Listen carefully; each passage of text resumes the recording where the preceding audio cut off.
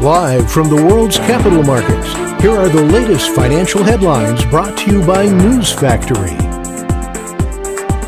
Hello and welcome to Friday's Daily Financial Report. The dollar-yen pair fell 0.3% in the last session.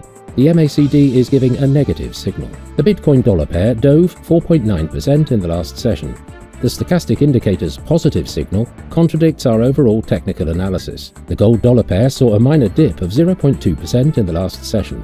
The RSI is giving a positive signal. The oil-dollar pair exploded 2.4% in the last session.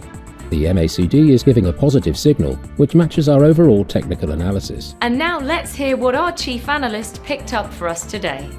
Global equities nudged higher but were set to end August with their worst month of 2023 so far, given a growing perception that major central banks will need to keep interest rates higher for longer. Analysts have raised the probability for an approved spot Bitcoin exchange-traded fund by the end of 2023.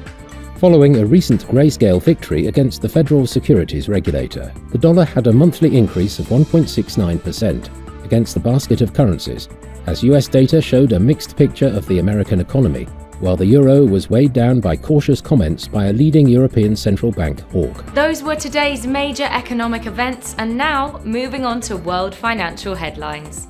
The UK's CFTC GBP NC net positions will be released at 20:30 GMT. The US average hourly earnings at 12:30 GMT. The Austrian gross domestic product at 0700 hours GMT. The Dutch market manufacturing PMI will be released at 0500 hours GMT. The US non-farm payrolls at 12:30 GMT, Japan's CFTC JPY NC net positions at 20:30 GMT. We hope that you've enjoyed Friday's market outlook. On behalf of all of us here, we wish you a productive trading day.